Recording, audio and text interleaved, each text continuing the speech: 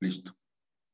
El proceso legislativo, es decir, la creación de leyes, la promulgación de leyes, emana ya sea del Ejecutivo, a propuesta del Ejecutivo o a propuesta de cualquiera de las dos cámaras que proponen una nueva ley.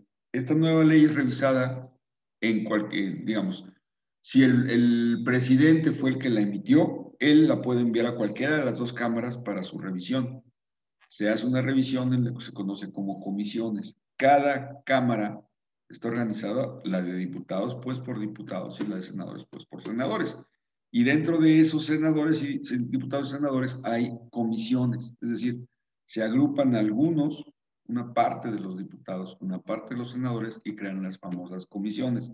Cada comisión es independiente para revisión de los procesos legislativos. Ahí se discuten las leyes y se llega a un acuerdo, se toma o no se toma. Una vez que la comisión ya la aprobó, se somete a lo que se conoce como el pleno de la Cámara, que es en reunión total de todos los diputados o todos los senadores, ¿sí? En sus diferentes recintos legislativos. Sus recintos pues, son las cámaras, el edificio donde están, el inmueble donde se encuentra pues la sede de la Cámara. En el caso de los diputados es una cámara muy bonita, por cierto que me tocó conocerla, bueno, las dos, que está en la zona oriente de la Ciudad de México, una cosa muy bonita, un edificio muy hermoso, en donde se toman los acuerdos ya a nivel Cámara, ya no a nivel comisiones. Hagan de cuenta, nosotros todos somos el grupo, pero nos organizamos en comisiones de dos en dos. Unos de nosotros ven los temas de fiscales, otros de nosotros ven los temas escolares, otros de nosotros ven los temas operativos, etcétera. Y ahí, aunque todos somos el grupo, nos dividimos la chamba, el trabajo. Revisamos, aprobamos en la comisión y ya la sometemos al juicio del pleno. El pleno seríamos todos nosotros reunidos, ya debatimos ahora sí, entre todos, lo que ya en comisiones se vio. Y entonces llegamos a un acuerdo, o la aprobamos o no la aprobamos. Si la aprobamos, votamos, ¿sí? Debe tener mayoría del 50% más uno, cuando es una ley normal. Ahorita vamos a hablar cuando hay una modificación a la Constitución, es otro proceso. Es un proceso muy parecido, pero tiene diferencias. Ya el Pleno aprueba la Cámara, entonces la mandamos a la otra, a la que sea. Si somos los de diputados, ahora la mandamos a la de senadores. Si somos los senadores, ahora la mandamos a la de diputados. Llevamos a cabo nuestro proceso de discusión de la ley. Ya viene con una minuta elaborada por la Cámara que ya la revisó, la Cámara Revisora, y nosotros vamos a hacerlo conducente.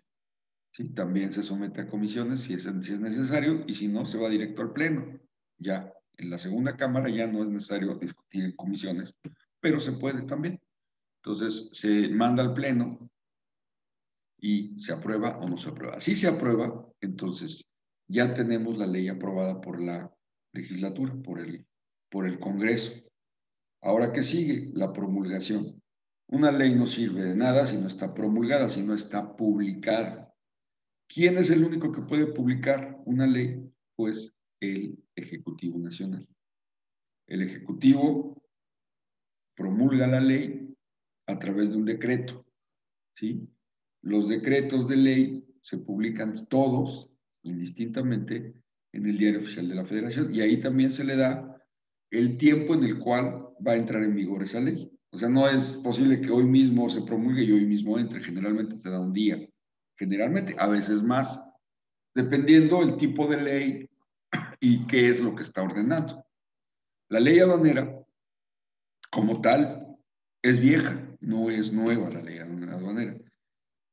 Cuando México estaba cerrado al comercio exterior, cuando México no tenía comercio exterior propiamente, teníamos una economía basada en la sustitución de las importaciones. ¿Qué es eso? Pues que todo lo que pudiéramos importar se iba a producir en el país, una autosuficiencia en general de bienes y servicios. ¿Qué sucedía? Bueno, pues que se generaron monopolios. Y se generaron monopolios, es decir, dos empresas que solamente producían el bien en México, no era rentable, ¿no? para otras entrarle al mercado. Y entonces los bienes no tenían competencia. O comprabas esto o comprabas esto. No había de otro. Yo recuerdo mucho el caso de las televisiones, las pantallas que en aquel entonces no eran pantallas, eran unas cajas enormes de bulbos que pesaban como, pues, casi como una persona y eran muy grandes y muy calientes. Muy calientes porque como era de bulbo se calentaban los aparatos y generaban calor. ¿Sí? Y solamente había una marca en México, la marca Admiral. Así como el Coyote y el Correcaminos, que para todo es la marca Acme, pues así. Sí han visto las caricaturas del Coyote y el Correcaminos, ¿verdad?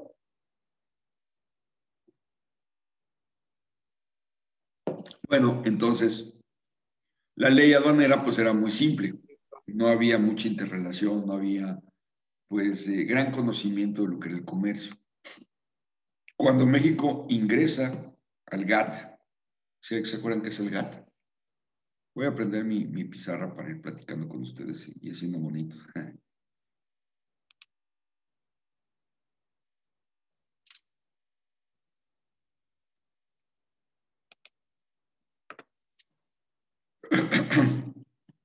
Ah, bueno, perdón, iba a ver qué onda con Abby. Con Abby, no con Jackie. Bueno, ahorita espero que llegue.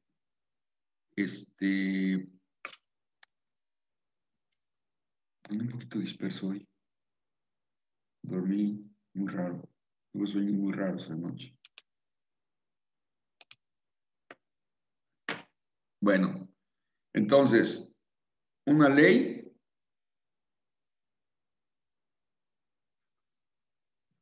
una ley emana del proceso legislativo.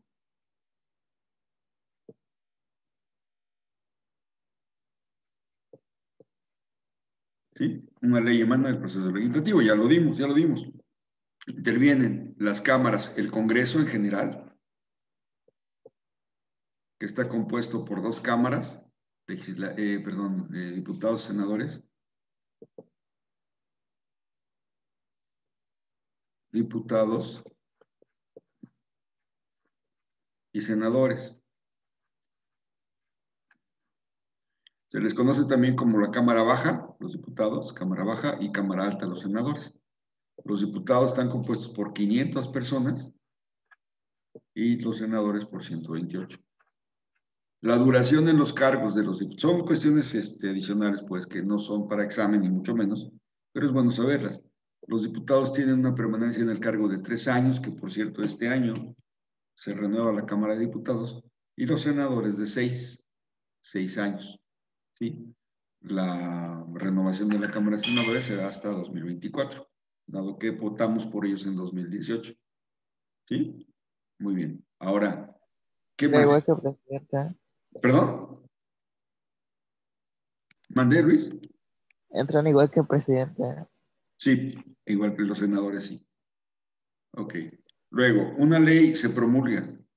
Una ley, la ley, ya que está aprobada por el proceso legislativo, se promulga.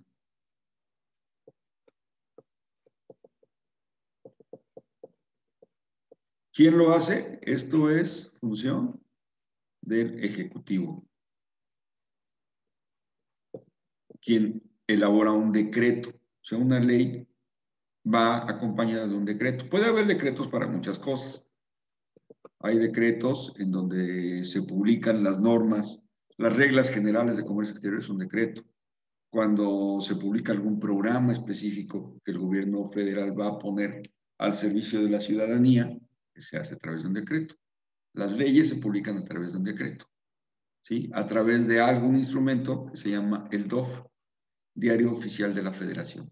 ¿Sí? Todo lo que el gobierno haga debe ser publicado y debe ser publicado, ¿para qué creen ustedes? Para dar a conocer. ¿Sí? Una ley se da a conocer a través del DOF, es el medio oficial. Pero desde luego, pues ahora se sube a internet, se habla de ello, hay especialistas en diversas leyes. En el caso de la ley aduanera ha evolucionado.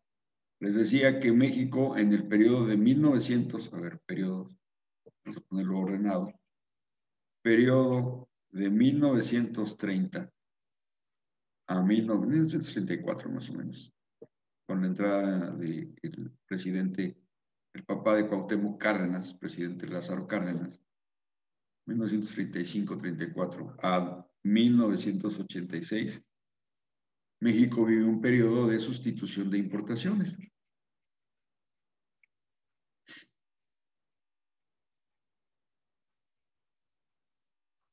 Es decir, comercio exterior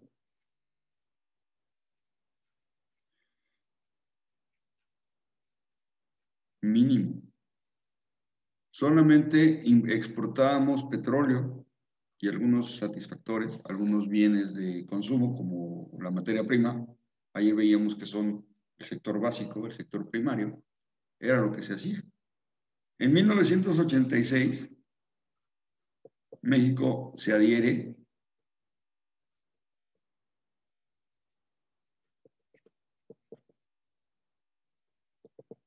al GATT.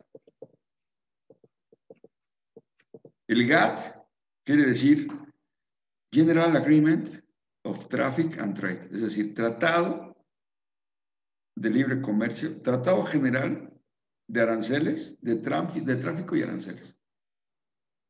¿Y eso a qué le suena? GATT. En aquel entonces el GATT estaba constituido por muy pocos países y poco a poco iba creciendo. México, como otros muchos países, estaba cerrado al comercio exterior. A partir de la adhesión al GATT, México entra de lleno al libre comercio. Comercio exterior, es decir, aquí en México sí había un libre comercio, adentro de México sí, pero tan libre como la producción nacional te lo permitía. Había en ese entonces una bola de contrabando terrible. Es donde se conoce el periodo de la fayuca. ¿Han oído hablar del término de la fayuca, del contrabando, de las cosas ilegales que entraban a México? Porque no había la posibilidad de México de la producción de bienes masivos, la producción masiva de bienes que verdaderamente satisfacieran la demanda, ¿sí? Y era algo verdaderamente incontrolable. Surgen lugares como Tepito, en la Ciudad de México, y algunos lugares acá en el Mercado de San Juan, en Jalisco, en Guadalajara, en donde la gente se iba a surtir de fayuca, de mercancía ingresada por el contrabando. Profe, pero yo digo que también antes no se comercializaba tanto porque pues, no había las opciones que hay ahorita para comprar, ¿eh? No, por lo mismo que te estoy diciendo, no había Era pocos las personas que importaban cosas, ¿eh? Sí, porque eran generalmente, fíjense, yo recuerdo que se organizaban, así como se organizan ahorita, camiones para ir a Zapotlanejo a comprar ropa barata para revender acá. Así se organizaban para irse a la frontera. Pagaban un camión entre varios, un flete particular, y los llevaba a McAllen, que es la frontera más cercana, a pesar de que hay que cruzar el país, de sur a norte. Es la frontera más cercana tanto a la Ciudad de México como a Colima, como a Jalisco, como a, no se diga, Monterrey, que está ahí a un lado, pasando por todo el Bajío, ¿verdad? Porque ir hasta Tijuana, pues implicaba 2 días de camino, en camión. Entonces iban a McAllen, en McAllen se estableció de aquel lado de la frontera un enorme centro comercial, donde tú llegabas y comprabas lo que querías, de aquel lado de la frontera. Se amañaban con los vistas aduanales en la frontera, en la línea fronteriza, ¿sí? Y pues generalmente tenían sus métodos. Uno era, que fíjense qué curioso, subían las cosas al camión o no subían nada, perdón, el camión se venía vacío, digamos, no pasaba al otro lado de la frontera, no podía pasar, se quedaba en la frontera del lado de México. Pero de la frontera del lado de México había garitas. A 20 kilómetros de la línea fronteriza, digamos que termina la zona fronteriza, la línea fronteriza. Y entonces, a partir de ahí empieza a haber garitas de revisión. Las garitas es por la parte de la aduana, por donde entran las mercancías y salen las personas. Entonces, ¿qué hacían? Tomaban taxis que los sacaban de la garita y que no eran sujetos a revisión porque eran de ahí. Y ya el camión llegaba a un punto estratégico y ahí se subían y ya se venían. Pero recuerden ustedes que la ley aduanera faculta a las autoridades para la revisión carretera. Tienen facultades de revisión. Entonces, ¿qué hacían? Pues le daban una mochada entre todos. Y ya llegaban a la Ciudad de México y cada quien se dedicaba a vender sus productos en sus mercados, ¿no? Y era muy curioso. A partir de 1986, México se adhiere al GATT, a Acuerdo General sobre Aranceles y Comercio. Traffic and Trade. Sí, sobre comercio y aranceles. Este GATT, este organismo internacional, a la postre se convirtió en nuestra querida Organización Mundial de Comercio. Aquí no era una organización mundial, se adherían, digamos que era casi un ente privado. A partir de que se convierte en OMC y se hace universal, se hace mundial, pasa a ser un organismo público, de derecho público. ¿Cómo funciona la OMC? Así como funciona el Congreso para emanar leyes, la OMC genera acuerdos. La OMC lo que genera son acuerdos. Ningún país del mundo, ninguno, está obligado a adherirse a la OMC, pero aquel país que se adhiere a la OMC está obligado a respetar los acuerdos. ¿Sí? Hasta hace muy poco China y Rusia, bueno, Rusia todavía no estaban en la OMC, ahora ya China está en la OMC. Y entre otras cosas, la OMC obliga a los países a adherirse a los acuerdos. Los acuerdos, déjenme decirles, se llevan a cabo en algo que se conoce. Voy a cambiar página, ya la tienen. Todo esto es por el tema del que estamos viendo, que es de la inhibición del fraude vía métodos fiscales. El fraude fiscal. ¿Recuerdan que ayer lo empezamos a ver? Bueno, al terminar la clase, vamos a saber exactamente cuáles son los métodos de inhibición para el fraude fiscal y cualquier otro infracción a la ley aduanera. ¿Ok? Entonces, la OMC se establece ya definitivamente durante una reunión, la última reunión del GATT, que se conoció como la Ronda de Uruguay.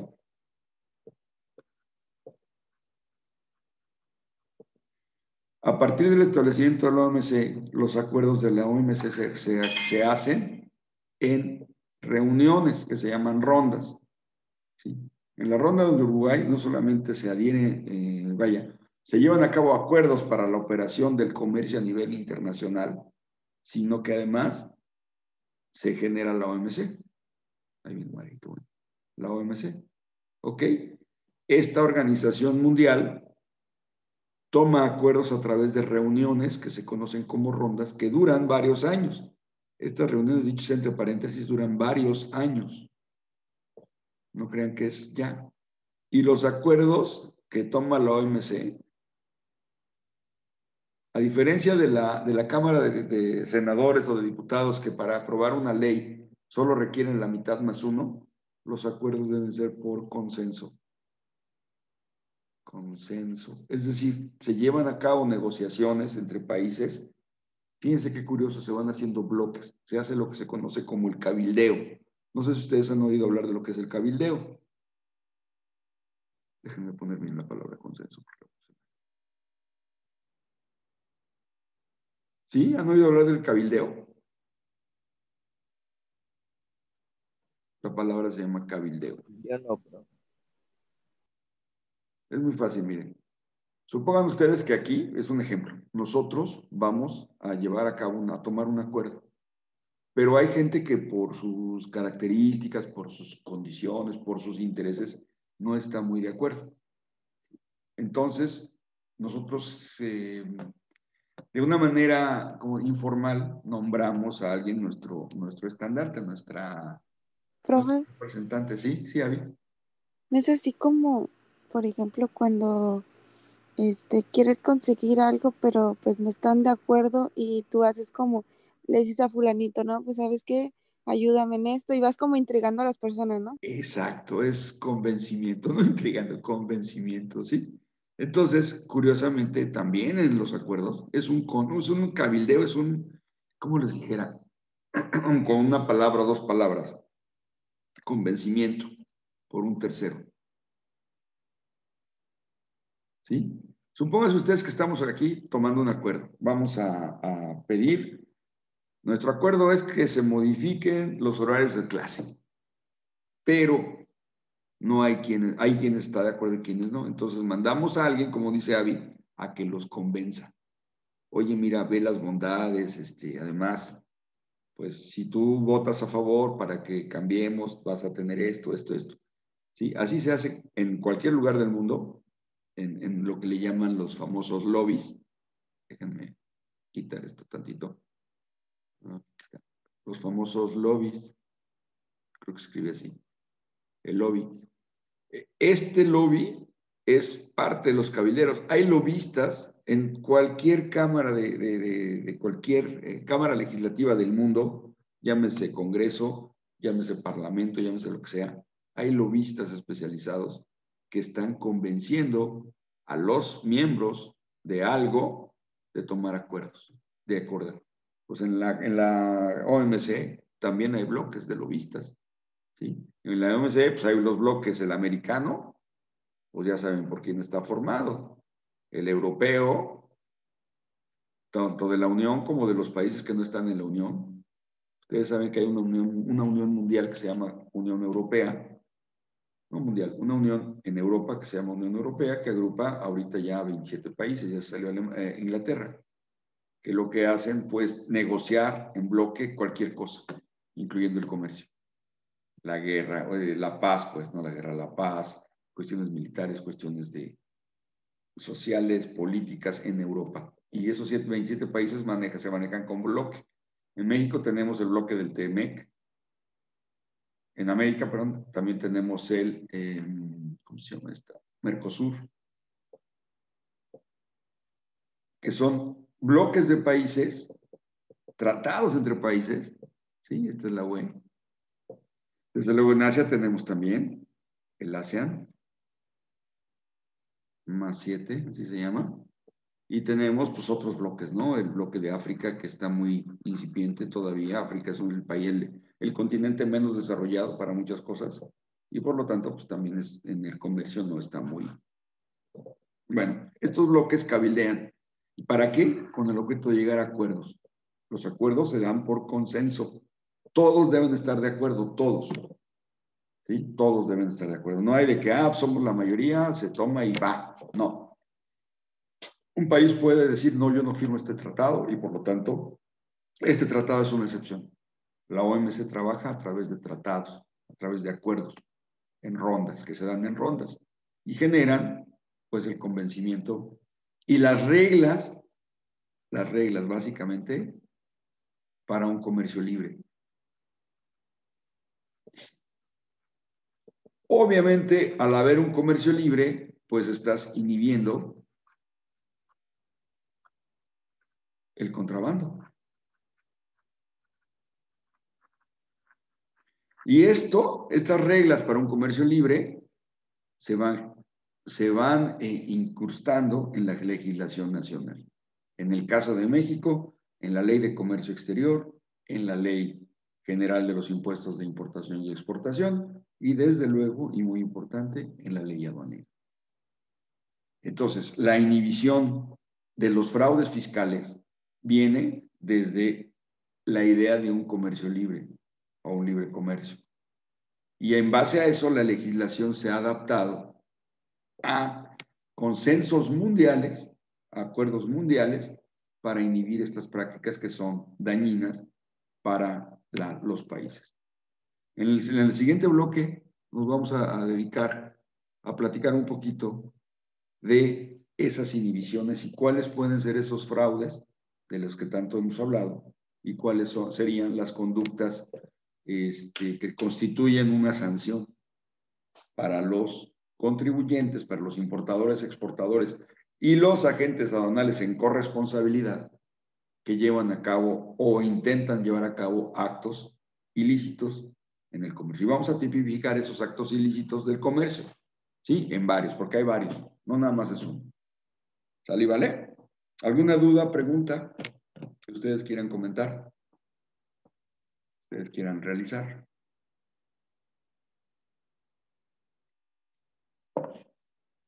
Yo jugaba básquetbol y los tenis para básquet, cuando no había más que la Fayuca, en México se fabricaban unos tenis con licencia de Converse que se llamaban Superfast, pero eran muy incómodos porque la plantilla era plana, la suela era plana completamente.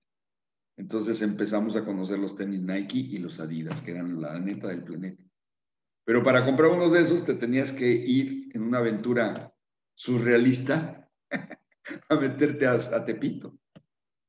Y entonces, pues comprabas tus tenis en Tepito, ¿no? Y ya te sentías muy acá porque nadie tenía tenis como los tuyos, ¿no? Además llegaban pocos.